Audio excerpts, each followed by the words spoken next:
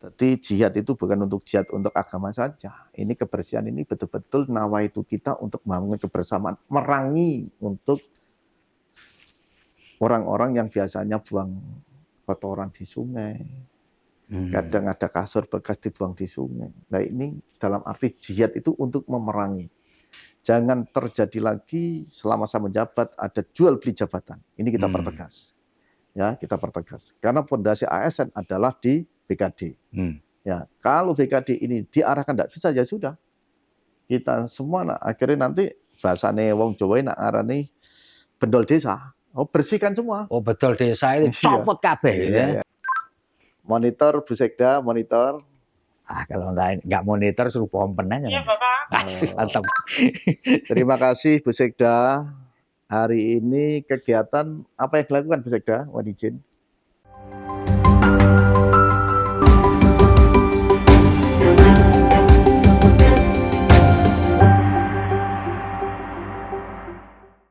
Assalamualaikum warahmatullahi wabarakatuh. Salam damai sejahtera buat kita semua. Om Swastiastu, Namo Buddhaya, dan salam kebajikan. Bertemu dengan saya, Feby Mahendra Putra, Direktur Pemberitaan Tribun Network. Tribunas Pilkada Serentak 2024 telah selesai dan dijadwalkan pada tanggal 20 Februari 2025 akan dilakukan pelantikan para kepala daerah oleh Presiden Republik Indonesia Prabowo Subianto. Satu di antaranya adalah Bapak Haji Subandi SH MKN. MKN itu singkatan dari Master Kenotariatan.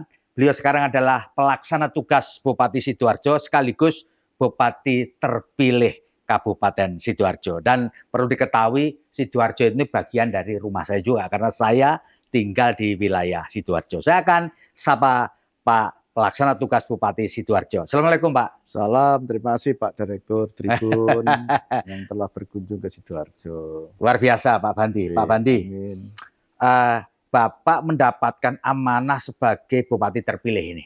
Betul. Untuk tahun 2025 sampai 2030. Pak Bandi, boleh cerita dong. Apa sih yang membuat Bapak ini memenangi kontestasi ini apa? Terima kasih, terutama dari Tribun. Ya. Tentunya kita sebagai wakil bupati dan PLT bupati, gimana kok bisa menang di Sidoarjo? Nah, itu ya. Tentu tugas kita sebagai wakil bupati maupun PLT itu adalah pelayan publik. Tugas kita melayani. Nah, tentu masyarakat akan bisa melihat sosok seorang yang betul-betul orang yang bisa jadi pelayan publik. Itu ya. Ya, tapi sekarang ini kita sebagai pimpinan daerah, bukan kita sebagai jerakan. Jerakan kita adalah rakyat. Jerakan kita adalah masyarakat. Kalau itu kita betul-betul kita lakukan, insya Allah dengan kita kerja gerak cepat, ada persoalan, ada jalan rusak kita turun, ada permasalahan masalah rumah yang tidak layak huni kita turun, ada orang sakit turun. Ini bentuk pelayanan publik kita yang kita berikan kepada masyarakat. Itu ya salah satu faktor kunci ya. Kita bisa mendapatkan suatu kepercayaan yang dipercaya oleh masyarakat Sidoarjo. Oke, Pak Bandi. Beberapa waktu yang lalu pemerintah pusat memutuskan untuk melakukan efisiensi nih anggaran ini. Luar biasa nih Pak Bandi ini. Jadi menjadi isu nasional nih, ya kan? Nah, alokasi atau efisiensi dari keuangan ini, apakah nantinya akan mengganggu nih pada program-programnya Pak Subandi nanti sebagai Bupati Sidoarjo? Ini kan banyak nih program-programnya, ada berobat gratis, rehab rumah tidak layak huni, beasiswa pendidikan, bedah warung, dan seterusnya itu. Monggo silakan Pak. Terima kasih. Karena ini ada Inpres yang diperintahkan, Inpres nomor 1 dan nomor 2. Refocusing anggaran perjalanan dinas 50%, juga transfer dari pusat itu adalah dipotong 9 miliar. 9 miliar. Ya, ini tentunya tidak terganggu. Cuma kita sebagai Pak Bupati, saya potong sebentar. Sebelumnya transfernya itu berapa? Lalu kena dipotong 9 miliar jadinya berapa? Kalau totalnya kita belum melihat totalnya ya. Cuma yang dari instruksi dari pusat ini dipotong 9 miliar ya. Nah, totalnya semua kita belum lihat. Cuma karena anggaran pemerintah daerah ini Sidoarjo ini memiliki APBD yang 5,2 triliun. 5,2 triliun ya. Tentu tidak mengganggu terkait masalah visi dan misi program Bupati terpilih. Ya. Cuma karena ini adalah instruksi Inpres nomor 1 nomor 2 tetap akan kita jalankan. Ya, kita jalankan termasuk ada perjalanan dinas, kegiatan-kegiatan FGD, berarti di hotel dan lain. Ini sudah tidak saya perbolehkan lagi. Oke. Ya, seperti Jadi itu. Pak Bandi, tadi kan disebutkan APBD kita nih Kabupaten Sidoarjo 5,3 triliun. Ya. Kalau boleh saya tahu, di antara 5,3 triliun itu pendapatan asli daerahnya nyampe berapa? Kalau kita melihat 2,2 triliun untuk hari ini ya. 2,2 triliun hanya dari pendapatan asli daerah. Asli daerah. Di selebihnya adalah transfer keuangan dari pemerintah pusat. Dari pusat. Pak Bandi, kalau boleh kita tahu, di antara PAD itu yang terbesar dari sektor apa? Kalau kita di sini kan banyak industri, ya, juga banyak pembangunan properti, BATB, restoran, ya, terus PBB. Nah ini terus UMKM, ini penanggulangan kita terkait masalah PAD. Dan saya sudah kemarin gimana untuk mendapatkan PAD sebanyak-banyak mungkin, karena ini Sidoarjo ini punya perusahaan kurang lebih ada 7.000 perusahaan. 7.000 perusahaan. Nah, hari ini kita akan mencoba gimana untuk meningkatkan PAD kita dari MPWP. Apakah MPWP perusahaan itu sudah di Sidoarjo semua? Jangan sampai nanti perusahaan yang ada di Sidoarjo itu MPWP-nya ada yang di Surabaya. Kalau jalan rusak, perusahaan yang dikomplain adalah bupati. Ya. Kalau ada jalan rusak, masyarakat mesti ngomplain. Nah, dia boleh usaha di sini. Cuma minimal juga akan memberikan pendapatan oleh Sidoarjo. Nah ini insya Allah nanti hari ini kita akan audiensi ya dengan dinas pajak. Ya, ini mau tak audiensi terkait masalah komunikasi masalah itu. Saya kepingin kalau dia berkantor di Surabaya silakan kita welcome. Cuma MPWP-nya harus di Sidoarjo biarkan nanti bisa menambah PAD yang ada di Sidoarjo. Oh gitu. Itu triknya begitu ya. Ya silakan aja tapi silakan. NPWP-nya ada di Sidoarjo karena perusahaannya di Sidoarjo. Nah ini kita butuh peningkatan PAD. Ya, kita butuh peningkatan PAD karena Sidoarjo ini adalah daerah penyangga. Ya, tentu jangan sampai. Ini kan bahasa masyarakat itu Surabaya bagusnya seperti itu, lihat Sidoarjo seperti ini. Ya, biasanya begitu. Orang kritiknya begitu. Lihat Surabaya begitu masuk Sidoarjo kayak masuk kampung kira-kira gitu. Karena kita bukan tidak melihat PAD-nya Surabaya tinggi dan lain. Yang kita lakukan gimana bahwa pimpinan daerah berupaya untuk mengoptimalkan anggaran kita, terutama yang ada di kabupaten itu. Nah hari ini kita sudah mencoba gimana membangun gradesan atau master plan di semuanya lini, termasuk gitu ya? Termasuk taman. Gradesannya seperti apa dalam waktu 1 tahun yang kita kerjakan mana? Tahun kedua mana, ketiga mana, sampai 5 tahun kita sudah akan kelihatan bahwa kita punya taman 5 tahun indahnya seperti ini. Gitu ya. Nah, juga nanti di pembangunan kita juga akan melakukan grandesan pembangunan ini terkait masalah betonisasi. Kemampuan Kabupaten Sidoarjo untuk betonisasi jalan berat itu berapa? Yang jalan sedang berapa? Yang ringan berapa? Ya. Nah, ini nanti kita harus tahu juga terkait Sidoarjo Kota Delta. Kita kan memiliki banyak sungai. Ya, kawasan yang di sungai ini kan miliknya Balai Besar.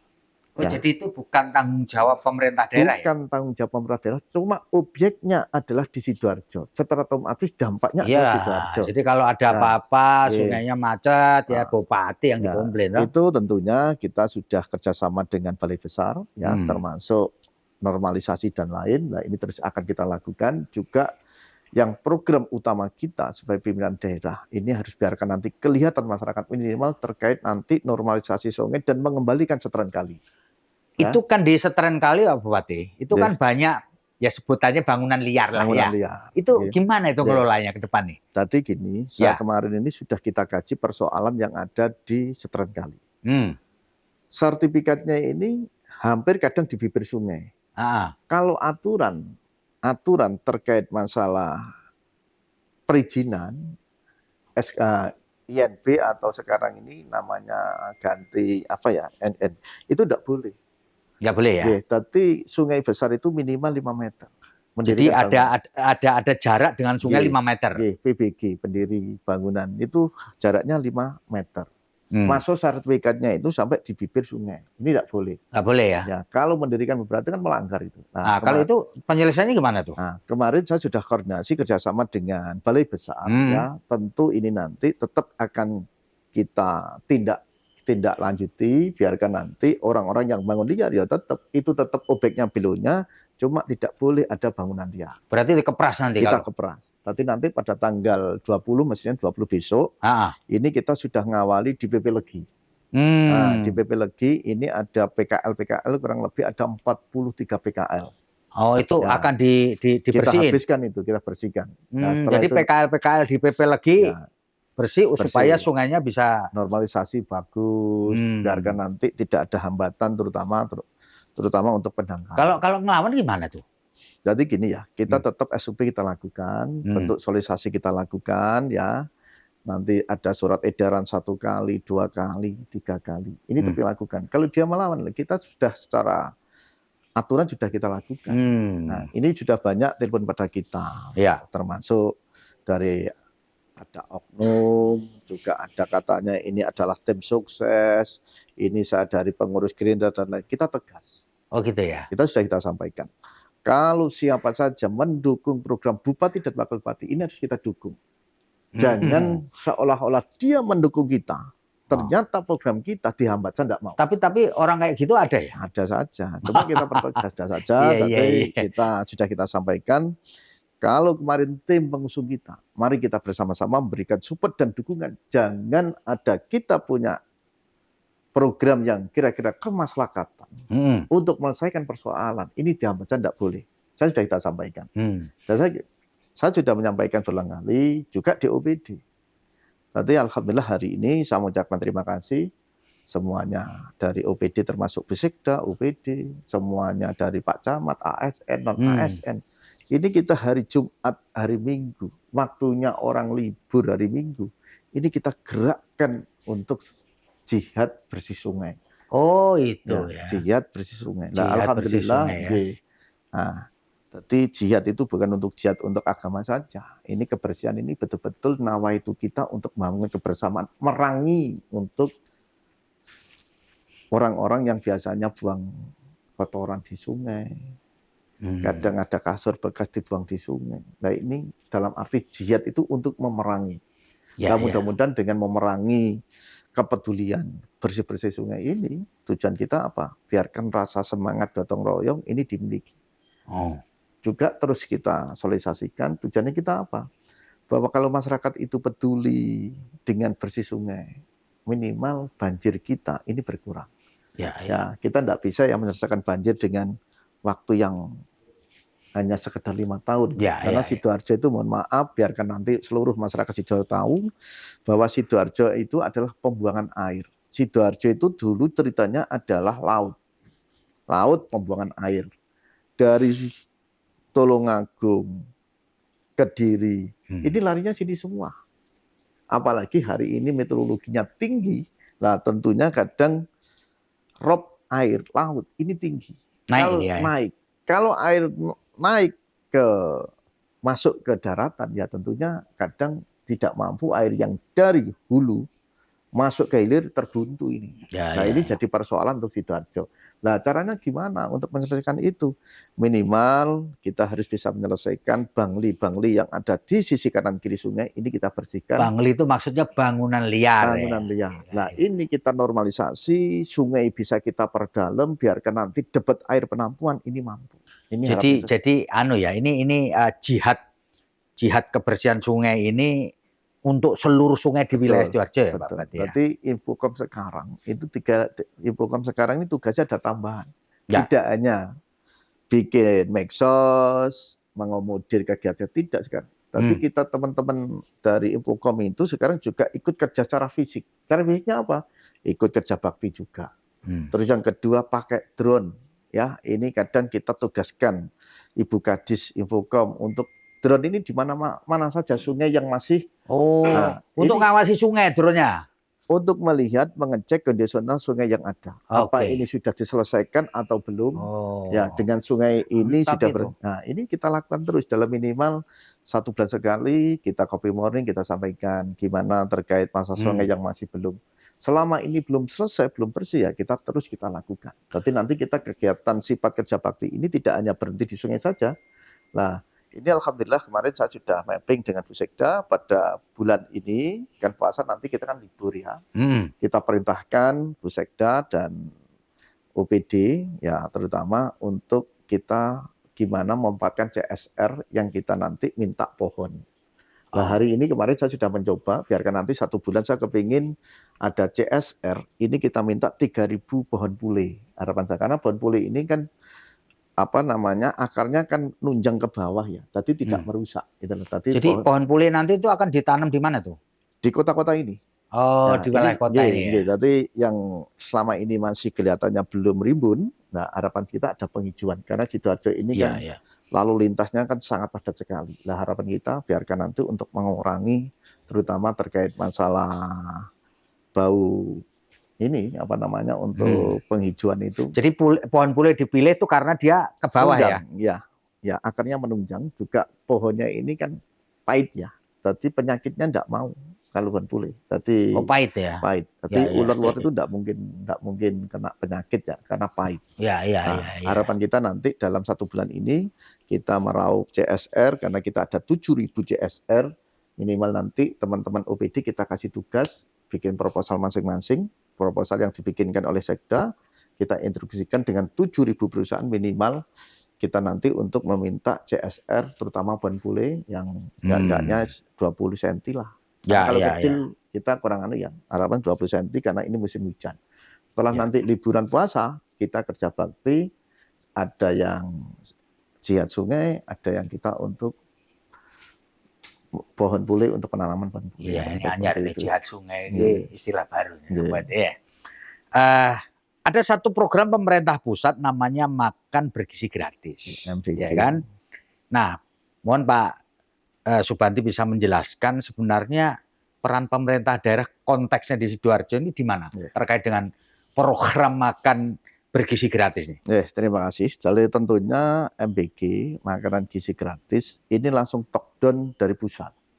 Ya, tadi belum masuk ke pemerintah daerah, cuma kita diinstruksikan dalam arti anggaran semuanya adalah dari pusat. Anggaran makan bergizi gratis itu urusan pemerintah pusat lah ya. Kemarin ada rapat di Bali, itu sudah disampaikan bahwa MBG tetap berjalan, tidak akan mengganggu anggaran dari pemerintah daerah.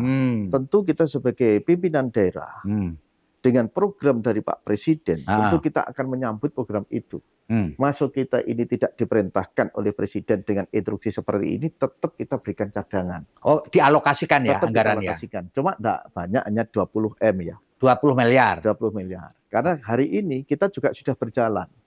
Tadi Bupati zaman saya dengan Gus Mutor ini juga sudah berjalan memberikan makanan bagi duafa, fakir miskin. Ini kurang lebih anggaran 9 M per tahun. Nah ini kita tingkatkan jadi 11 miliar per tahun. Nah, kalau di wilayah Sidoarjo yang tersentuh program makan bergizi gratis ini sudah ada? Ini Sidoarjo mendapatkan kurang lebih 6.000 ya. 6.000 siswa. 6.000 yang ada pihak ketiga 3.000, terus di tangan Pak Dandim yang dikelola oleh dari Pak Dandim ini kurang lebih 3.000. Tuh. Cuma sudah langsung pusat semua ya. Semua urusannya pemerintah. Ya. Tadi pusat, kita sebagai pimpinan daerah belum dilibatkan di sana. Tadi hanya kita melihat, mengunjungi, sidak gimana sih MBG yang diberikan kepada anak SMP, kepada SD, dengan segi gizinya seperti apa, dengan menunya seperti apa, apakah ini sudah mencakup 4 sehat 5 sempurna dan lain-lain. Ini yang kita cek di sana. Tapi memang so far ini pemerintah daerah fungsinya hanya membackup saja ya. Jadi makan itu semua diurusi oleh pemerintah pusat termasuk dananya, dan pemerintah daerah hanya backup aja berarti selama ini. Kalau pemerintah daerah kalau backup tidak, karena belum ada instruksi. Ya, tadi kita sementara ini ada kegiatan program ya kita belum terlibat sama sekali. Karena kita sebagai pimpinan daerah bertanggung jawab apakah MBG ini turun itu betul-betul turun dan tidak. Ini hanya kita untuk sidak di lapangan. Iya, jelas. Karena memang belum ada juknis-juknisnya ya, pasif aja ya, monggo aja pemerintah pusat. Pak Subanti, ini ada beberapa program yang menurut saya unik ini. Ada yang disebut bedah warung. Ini dimaksud bedah warung ini apa ini? Tadi terima kasih, karena Sidoarjo ini UMKM kita kurang lebih hampir 2.500. 2.500. 2.500 Nah, UMKM. ya. Karena Sidoarjo ini adalah kota industri, banyak warung-warung yang menyambur di daerah Sidoarjo. Nah, tentu kita ingin menggerakkan terutama bedah warung yang kira-kira yang tidak bagus, kita bedah warung. Nah, ini kita kasih bantuan 5 juta. Itu syaratnya apa? Warung yang dimaksud tidak bagus ini kan subjektif ya Pak Bupati. Tapi gini, warung itu dia berdiri tidak layak, kadang bangunannya kurang bagus dan lain. Nah, ini pemerintah hadir memberikan bantuan bangunan-bangunan dengan senilai 5 juta. Tapi warung itu mesti harus berdiri bukan di seteran kali atau apa gitu. Warung itu milik sendiri, sertifikatnya ada, legalitasnya ada. Oh, harus ada legal ya. Warga Sidoarjo, tidak boleh KTP di luar Sidoarjo. Karena saya kepingin mengangkat terutama perekonomian bagi warga Sidoarjo. Nah, sekarang dulu kita melalui ke dinas langsung. Saya tidak mau. Karena kalau langsung dinas, itu sudah dipotong di perencanaannya aja, sudah kadang kurang lebih ada 6% sampai 7%. Nah, sekarang ini kita alihkan kepada BKK. BKK bantuan yang diberikan, anggaran kita cantolkan kepada dinas terkait, nanti langsung kita transfer ke desa. Nah, bantuan duit itu, nanti yang ngutak-utik warungnya itu yang punya sendiri atau pemerintah daerah yang ini? Nanti langsung kepada desa. Oh, kalau desa Waru ibaratnya, dapat 3. Nah, nanti dapat 3 yang diusulkan Waru berapa? 3. Ini yang tidak layak ini. Baru nanti anggaran kita transfer melalui rekening Dinas Koperasi dan Mikro ditransfer kepada desa. Tujuannya apa? Kalau nanti desa minimal dana 5 juta itu kalau sewa kelola itu hanya kadang kan 0,1%. Ya. Jadi perencanaannya tidak terlalu ribet. Terus yang kedua minimal ada memiliki rasa gotong royong. Terus swadaya ini jadi nanti yang memperbaiki desa. Yang memperbaiki desa, ya, yang diberikan kepada warung-warung yang ada. Jadi misalkan saya ini punya warung nih, warung saya doyong nih, makanya disebut warung doyong kan? Diusulkan ke desa. Oke. Terus kemudian dipenuhi. Lalu yang bikin bagus warung saya siapa? Dari desa. Karena anggaran nanti kita drop ke desa. Tapi nanti dari Dinas Koperasi dan Mikro ini ada tim, ya. Tim perencanaan, tim pengawasan, ini ada semua. Terus saya wajib ngembaliin duit 5 miliar itu enggak? 5 juta itu enggak? Oh, enggak. Enggak, itu free? Iya, jadi nanti ditransfer dengan dinas terkait kepada desa, desa tidak diwujudkan warung-warung yang sudah dimasuk usulan itu tadi. Jadi si pemilik warung tidak punya kewajiban untuk ngembaliin duit rehab itu tidak? Enggak. Namanya rehab warung berarti yang bangun pemerintah daerah. Tujuannya apa? Biarkan nanti warung-warung yang ada di Sidoarjo itu bisa berkembang dan peningkatan ekonomi yang ada di masing-masing warga Sidoarjo. Harapannya seperti itu. Terus pertanggungjawabannya gimana ini, Pak Bupati? Kan pertanggungjawabannya kan pembangunan ya. Jadi ada speknya ini bisa berapa bla bla bla gitu ya. Tapi nanti pertanggungjawabannya pada desa. Nah, desa nanti masuk ke Koperasi dan Mikro. Ini targetnya di tahun 2025 ini program warung ini bedah warung berapa ini? Bedah warung kita 2025. siapkan 800. 800 warung ya ini ya. Untuk total nanti proporsional di setiap kecamatan dan desa ya, 800 ya. Lalu untuk rumah tidak layak huni ini gimana mekanismenya itu? Jadi rumah tidak layak huni kita ada 2 ya. Ada bantuan dari Kabupaten Sidoarjo melalui Perkim, ya, kurang lebih hari ini tidak salah hampir 80 unit. Terus juga dari Basnas ya, kita kerja dari Basnas. Jadi alhamdulillah bahwa teman-teman Sekda sampai pegawai daerah ini kita kenakan terkait retribusi seperti zakat. Ya. Nah, ini kita masukkan kepada Basnas. Nah, jadi kalau ada sifatnya ini mendadak, ini bisa pakai Basnas. Karena Basnas ini kadang sampai dalam 1 tahun, ini bisa mencapai kadang sampai 150 unit. Nah, bantuannya berapa? Kurang lebih 20 juta. 20 juta setiap rumah. Dan itu memang harus bersertifikat rumah itu, atau gimana? Persyaratannya 1, tanah itu milik sendiri. Masa tidak bersertifikat tidak masalah, yang penting milik sendiri. Milik sendiri. Ya, itu. Kedua, KTP-nya Sidoarjo. KTP Sidoarjo. Kan? Itu saja ya. Iya. Lah yang dimaksud tidak layak huni itu ada kriterianya enggak, Pak Bupati? Kadang atapnya ini masih bambu yang bocor dan lain. Terus kadang masih sesek dan lain. Jadi itu ada tim untuk ini layak ini. Ada. Tapi Iya kan? nanti kita melihat, kita kunjungi seperti ini, dalam 1 minggu sudah ada perbaikan. Dalam 1 minggu sudah perbaikan.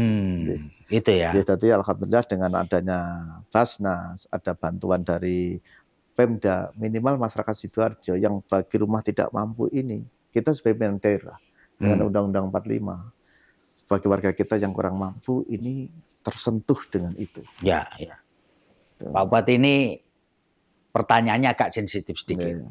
Seolah-olah kursi Bupati Sidoarjo ini kursi panas. Ya. Betul nggak, Pak? Ini gimana coba ya panjenengan nanti 5 tahun ke depan ini selamat gitu. Yeah, tadi termasuk gini ya. Para pegawai ini selamat supaya nggak kursi panas, Pak Bupati. Yeah. Semuanya pimpinan daerah itu memiliki mindset dan manajemen masing-masing. Ya. Tergantung niat berangkat kita. Niat berangkat kita ini memperkaya diri atau niat kita itu beribadah kepada masyarakat. Ya. Karena mohon maaf, bahwa pejabat daerah Kabupaten Sidoarjo itu kosnya adalah tinggi. Gitu ya, Pak? Saya melihat teman-teman itu seperti Jombang, kena berapa? 35 miliar. Oh gitu ya. Ya, kalau Sidoarjo 2 kali lipat itu, kalau orangnya masih belum ada layak jual, enggak mungkin bisa. Gitu ya? Ya. Jadi biaya tinggi ya? Tapi jangan melihat memikirkan ke sana, kembali atau tidak. Kalau kita sebagai calon terpilih, saya tidak akan melihat kembali atau tidak. Gitu ya? Karena kita sebagai pengusaha properti, tentunya kita sendiri, kita ibaratkan gini, kita beli tanah 20 hektar, nilainya itu selisihnya 15.000 lah, kita sudah kembali kurang lebih hampir 30 miliar. Ngapain kita mikir terlalu berat-berat? Kan gitu. Kan niat kita adalah pengabdian. Bukan niat kita adalah mencari kerjaan atau penghasilan di pemerintah daerah. Jadi kasarnya tuh Pak Bandi itu duit gue sakeh kira-kira gitu. Bukan seperti itu. Kan kita kan sudah ada niat ya. Iya. Nah, daripada kita nanti masuk ke jadi pimpinan daerah, pasti orang itu kita berbuat sebaik mungkin pun salah sekali aja, ini jadi masalah. Kan gitu ya. Karena kita mohon maaf, kita ini berangkat kita itu dari bawah. Saya jadi pengusaha itu mulai umur 22 tahun. Udah ya, jadi pengusaha ya. Masih bujang ya. Saya jadi kepala desa pada tahun 2007, 2 periode. Saya nikah 2000, istri saya kuliah baru semester 2 kedokteran. Sampai selesai. Sampai jadi dokter. Nah, pondasi mental ini yang kita miliki. Kita kalau seperti ini jangan sampai nanti kita sudah membangun mulai bujang, mulai sekarang tinggal kita meraih buah, terus mari buah karek modal di modal orang lain yang lucu. Nah, ini hati-hati kita seperti itu. Tapi kita harus membangun pondasi yang betul-betul kuat. Ya, siapa lagi yang ingat? Ya diri kita. Diri kita. Kalau kita itu aturan undang-undang yang tidak diperbolehkan, ya jangan dilawan. Ini yang harus kita lakukan. Dan kita harus berani dan tegas.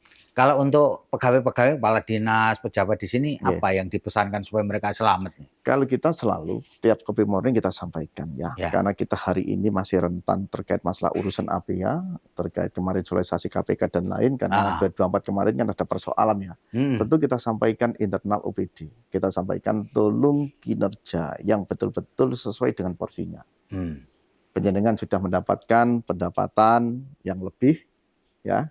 Kalau itu tidak diperbolehkan, jangan dipaksakan.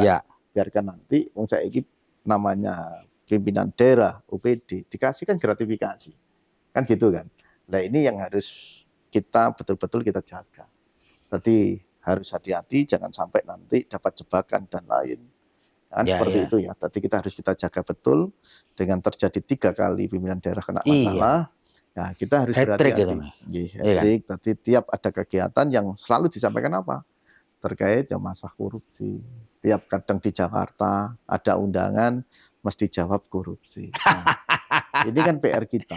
Nah, untuk merubah paradigma ini kan bagi kita sangat berat karena kan juga semua dari APH Jakarta akan monitor gerak langkah bupati, gerak langkah pembantu bupati termasuk sekda dan lain. Nah, ini harus kita jaga. Nah, mana kita sampaikan saya tegas, kalau ada orang-orang yang seperti itu ya sudah, karena kita sudah menyampaikan. Jangan terjadi lagi selama saya menjabat ada jual beli jabatan. Ini kita pertegas. Ya, kita pertegas. Karena fondasi ASN adalah di BKD. Ya, kalau BKD ini diarahkan tidak bisa ya sudah.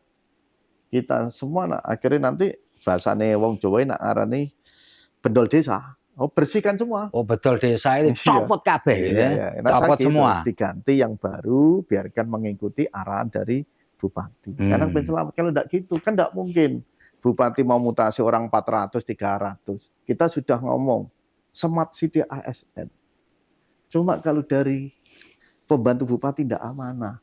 Si ono titipan, kepingin dadi ngene njaluk duit 10 juta dolar. Kita perlu tahu. Coba kalau implementasi kita sebagai pimpinan daerah kepingin bersih-bersih dengan seperti itu, dia akan mengikuti. Ya selamat. Selamat buat bupati, selamat dengan pembantu bupati kan gitu. Kan kasihan. Ada usia yang sudah 56 mau pensiun tinggal 4 tahun urusan APH. Kan gitu. Ada usia yang sudah 58 ada urusan kena APH. Contohnya dengan usia muda.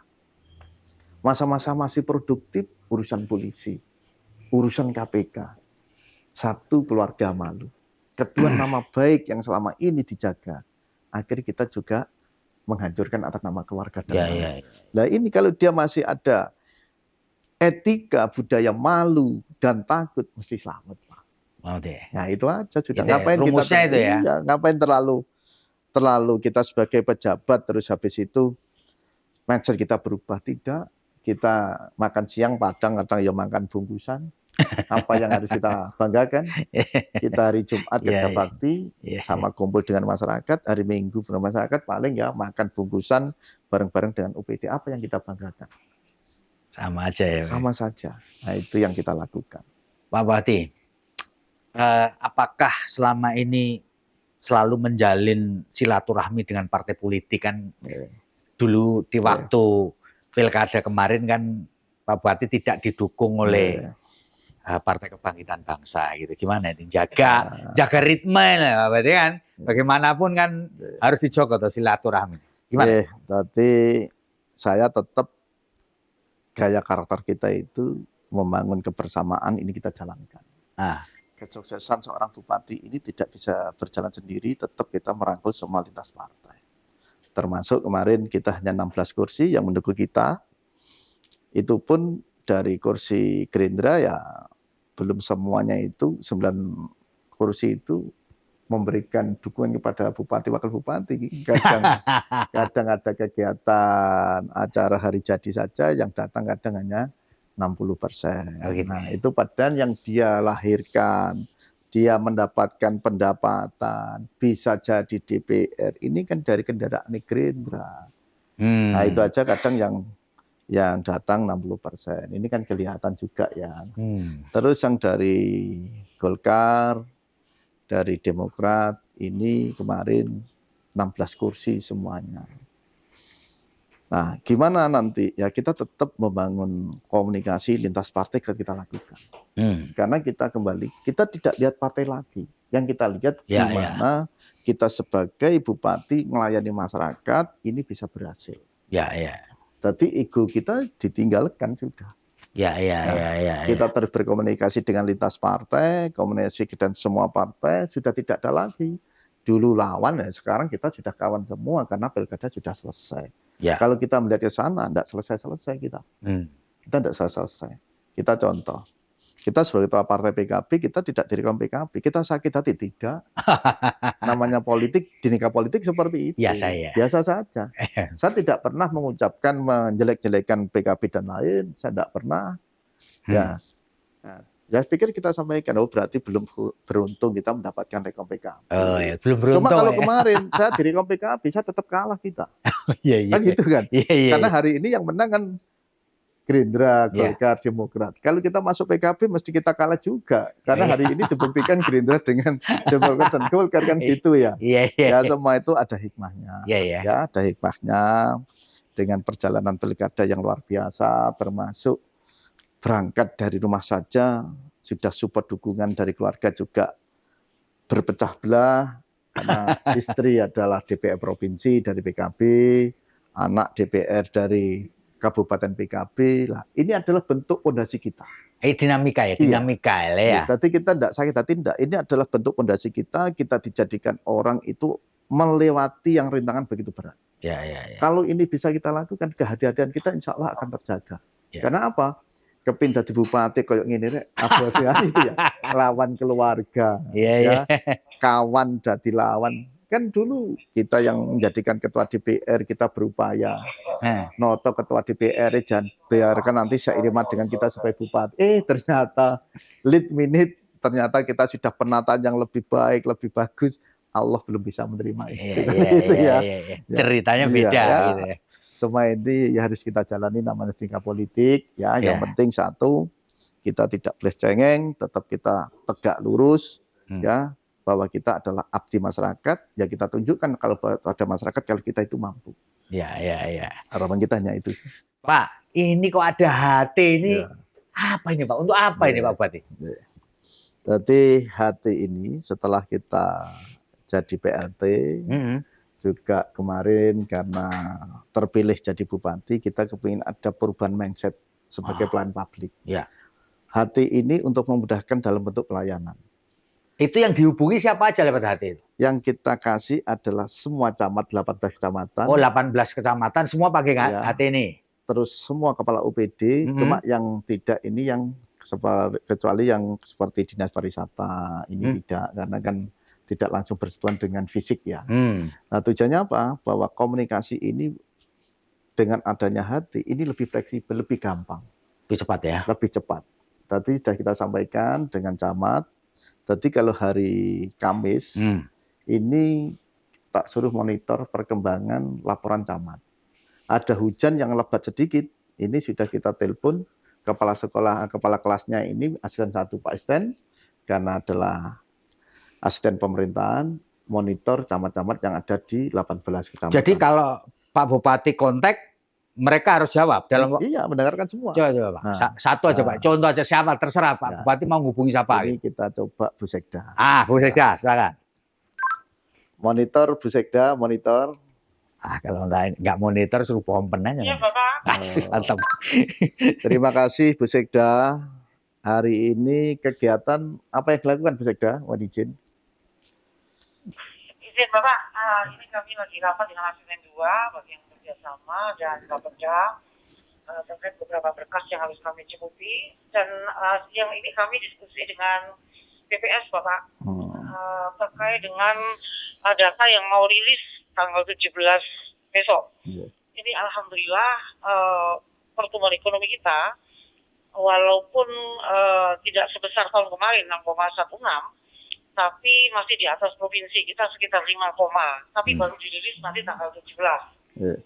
Kemudian beberapa hal yang disampaikan, alhamdulillah Sidoarjo hasilnya lumayan bagus, karena beberapa yang perlu perhatian seperti indeks tekanan kemiskinan yang kita naik dari 0,16 menjadi 0,18, dan ini nanti jadi PR kita bersama, termasuk indeks SDI ya, indeks IPS Pak. IPS kita ini masih perlu ngangkat lagi karena kita masih 2,51. IPM. IPM. Nah, ini beberapa hal PR yang kami diskusikan nanti berangkatnya untuk ke depan supaya terukur lebih detail lagi keberhasilan ke depan itu harus memakai baseline data yang akurat. Begitu Bapak. Terima kasih. Terima kasih. Mantap ini sudah. Bu Sekda 86. Terima kasih Bu. Nah, 813 Pak ya. Berarti, Selamat bertugas. Mantap. HT ini, berarti alhamdulillah dengan adanya HT ini kinerja kita lebih cepat, lebih efisien, dan mendekatkan antara camat dan UPD dengan pimpinan. Sing biasanya kadang UPD yang sungkan karo bupati dengan HT ini bisa bercanda, bisa apa. Ya, nah ini komunikasi direct ya Pak ya. Untuk memudahkan kita untuk kinerja. Nah, tadi alhamdulillah program apapun dengan adanya HT ini cepat terselesaikan. Termasuk teman-teman camat, Pak, jalan rusak di sana Pak, langsung kita monitor. PUBM cepat tidak lanjuti. Nah, ini terus Pak. Satgasnya di mana saja? Besok kegiatan kerja bakti di mana? Termonitor semua. Termonitor, termasuk Infocom. Infocom tugasnya apa aja? Nah, ini kita terus semuanya OPD ya sama-sama mendengarkan apa yang nanti diperintahkan oleh bupati. Ya, ini alhamdulillah komplit dengan adanya HT ini memudahkan kita untuk pelayanan publik. Pak Bupati ini di penghujung ngobrol kita, Ya. saya minta Pak Bupati memberikan closing statement, Ya. terutama buat warga Sidoarjo, Ya. saya juga kan Ya. warga Bapak juga saya Ya. ini. Silakan Pak. Ya, terima kasih seluruh masyarakat Sidoarjo. Insya Allah saya Bupati terpilih akan dilantik tanggal 20 Februari ya. Tentu kita mengharapkan kebersamaan, support, dukungan, terutama sebagai pelayan publik kita sebagai Bupati, terus untuk meningkatkan bentuk pelayanan. Yang kedua juga banyak persoalan, terutama yang menghambat bagi kita, karena Sidoarjo ini banyak banjir di mana-mana, jalan di mana-mana, ini akan kita selesaikan ya sesuai dengan progres kita, karena kita kepingin ke depan kita memiliki perencanaan yang betul-betul ini bisa dilihat dalam 1 tahun sampai 5 tahun dengan grand design kita, ini akan kita lakukan, biarkan bentuk perencanaan kita tidak hanya sekedar bangun seperti itu. Tadi saya minta dukungan seluruh masyarakat Sidoarjo, mudah-mudahan yang kita pikul ini bisa bersama-sama antara rakyat kita dengan pimpinan daerah untuk membangun kebersamaan. Terima kasih. Wassalamualaikum warahmatullahi wabarakatuh. Oke, demikian Tribuners, luar biasa ngobrolnya tidak begitu panjang tapi rasanya semuanya sudah tercakup dalam obrolan ini. Terima kasih Pak Bupati. Terima kasih Pak Sukses. Direktur. Ya, sukses Ye. untuk memimpin Sidoarjo sampai 5 tahun ke depan. Amin. Saya Febi Mahendra Putra pamit undur diri. Assalamualaikum warahmatullahi wabarakatuh. Waalaikumsalam Dan warahmatullahi tetaplah menjaga kesehatan. Dan Pak Bupati, kita harus tetap bahagia Ya. meskipun lagi tanggal tua. Semangat dan bahagia kuncinya.